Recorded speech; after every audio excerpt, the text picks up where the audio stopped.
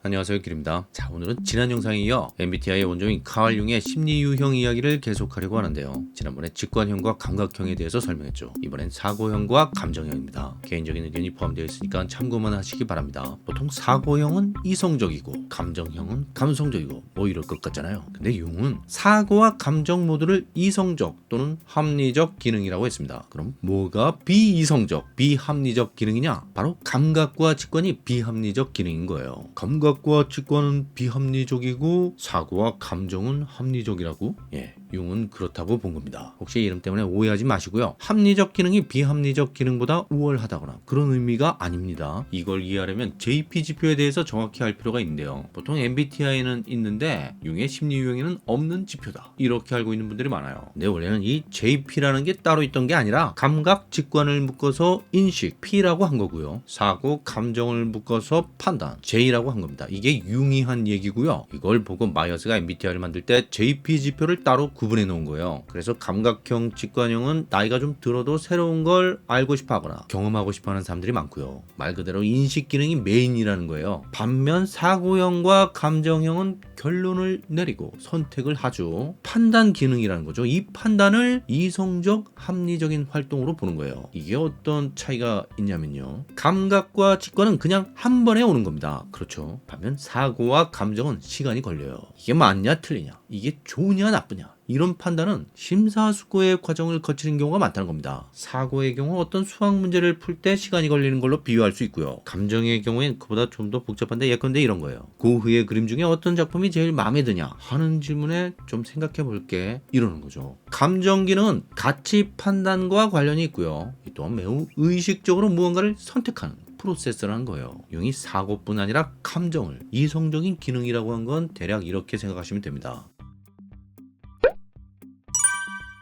먼저 사고형부터 볼게요. 이 사람들은 맞다 틀리다를 판단하는 사람들이죠. 그래서 좀 깐깐한 사람들이 많아요. 특히 외향적 사고형 중엔 공격적으로 느껴지는 사람들이 많고요. 내향적 사고형들은 뭔가 방어적인 태도 같은 게 있어요. 여기서 공격이니 방어니 이런 말을 했는데요. 사실 본인들은 그걸 별로 의식하지 못할 수도 있어요. 내가 공격했다고? 난 방어한 적 없는데? 이런다는 얘기입니다. 이들은 그냥 자기 생각에 뭐가 맞고 뭐가 틀리는지를 말했을 뿐이라는 거죠. 다만 그 성향이 너무 강하다 보니까 어떤 사람들에겐 시비를 거는 느낌이 들 수 있다는 겁니다. 외향적 사고형은 객관적 사실을 아주 중요하게 생각하는 사람들입니다. 겉으로 드러난 사실, 팩트가 무엇보다 중요합니다. 그래서 무언가를 판단하려고 할 때 사실관계를 제일 먼저 보죠. 실제로 그런 일이 있었나? 그런 말을 진짜로 했나? 이걸로 판단하는 거예요. 대체로 이런 태도가 일할 때는 좋습니다. 오버할 일이 별로 없죠. 실수할 일도 적고요. 근데 개인적인 관계에서는 문제가 될 수 있어요. 왜냐면 사적인 관계에서는 객관적인 사실만큼이나 아니 그 이상으로 중요한 게 있기 때문입니다. 바로 그 사실에 대한 해석, 의견이에요. 그리고 대부분의 해석과 의견은 주관적인 느낌이나 감정이 담겨 있는 경우가 많습니다. 이 사고형의 약점이 뭐냐면요. 바로 감정이에요. 이 사람들은 감정이 없는 건 아닌데 그걸 잘 사용할 줄을 몰라요. 감정을 다루는 게 익숙하지 않은 거죠. 서툴어요. 근데 파트너가 무슨 말을 했는데 별 생각 없이 그건 네 생각이고 했다가 생각지도 못한 역풍을 맞곤 한다는 겁니다. 주로 ESTJ나 ENTJ 중에 외향적 사고형이 많고요. ESTP나 ENTP 중에도 이런 사람들이 있습니다. 내향적 사고형도 대체로 비슷하지만 좀 더 신중한 편이에요. 말을 가려서 하는 사람들이 많습니다. 그래서 상대적으로 외부와의 충돌이 많지 않죠. 문제는 충돌만 없는 게 아니라 접촉 자체가 별로 없다는 거예요.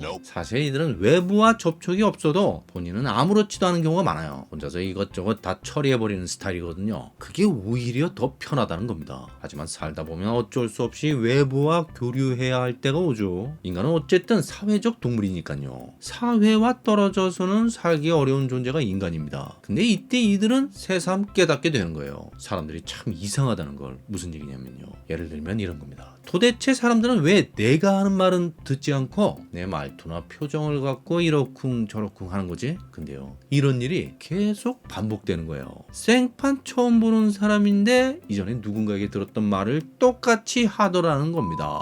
자, 이게 왜 이렇게 되냐면요. 아까 외향적 사고형의 경우 이 사람은 사적인 관계 말고는 본인 인간관계에 문제가 있다는 생각을 별로 안 합니다. 실제로 사람 만나는 거에 익숙한 편이거든요. 근데 내향적 사고형은요, 인간관계 자체가 스트레스가 되는 경우가 적지 않습니다. 사실 이 사람들은 그렇게 많은 수의 사람들과 교류하는 타입이 아니에요. 혼자 있거나 말이 좀 통하는 소수의 지인과 함께 있을 때가 편하죠. 근데 그 외의 인간관계는 그 자체가 귀찮거나 불편할 때가 많아요. 인간관계라는 게요, 기본적으로 외향성과 관련이 있고요, 감정 기능과 관련이 있어요. 다시 말해서 감정을 외향으로 사용하는 그런 사람들이 일반적으로 인간관계에 가장 익숙한 편입니다. 그런데 내향적 사고형은 외향적이지도 않고 감정형도 아니잖아요. 그래서 이게 익숙하지 않은 거예요. 따라서 이런 사람들은 가능하면 사람 대하는 일 말고 다른 일을 하는 게 좋습니다. 말하자면 영업이나 서비스보다는 회계나 연구 분야가 더 낫다는 거예요. 주로 ISTJ나 INTJ 중에 내향적 사고형이 많고요, ISTP나 INTP 중에도 이런 사람들이 있습니다.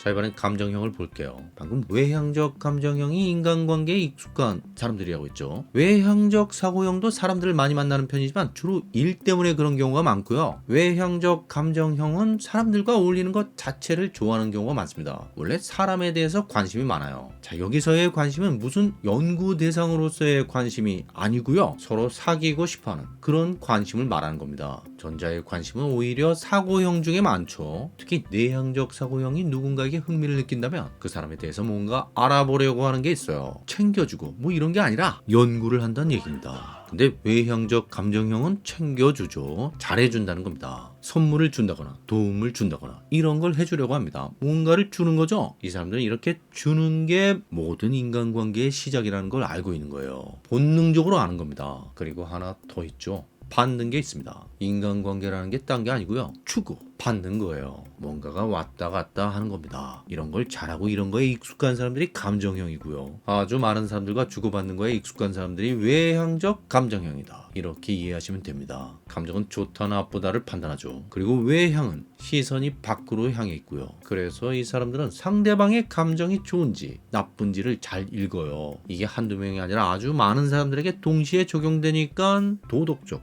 윤리적 판단까지 이어지게 되는 겁니다. 쉽게 말해 미꾸라지 한 마리가 온 웅덩이를 흐린다고 할 때 그 미꾸라지를 잡아내야 하는 강한 동기가 생겨나는 거예요. 왜? 온 웅덩이가 기분 더러우니까. 이게 온몸으로 느껴진다는 얘기입니다. 그러니까 쓰레기 함부로 버리는 사람 보면 화가 나는 거예요. 주로 ESFJ, ENFJ 중에 이런 사람들이 많고요, ESFP나 ENFP 중에도 이런 사람들이 있습니다. 그리고 내향적 감정형은요, 이 사람들은 같은 감정형이긴 한데 시선이 밖이 아니라 안으로 향하는 거예요. 그래서 외향적 감정형이 다른 사람의 감정에 민감한 반면 이들은 자기 감정에 매우 예민합니다. 이게 무슨 얘기냐면요, 호불호가 강하다는 뜻이에요. 좋다 나쁘다의 느낌이 뚜렷하게 구분된다는 겁니다. 다른 사람의 감정이 좋은지 나쁜지는 일단 두 번째 문제라는 거죠. 내가 싫으면 싫은 겁니다. 내가 좋으면 좋은 거고요. 그래서 이 사람들은 외향적 감정형처럼 겉으로 드러나는 예절 또는 에티켓보다는 자기 기준에 맞는 방식으로 행동하는 경향이 있습니다. 이 사람들이 예절이 없다는 얘기가 아니고요, 그것보다 더 중요하게 여기는 게 있다는 뜻입니다. 그게 뭐냐면 진심이나 진정성 같은 거예요.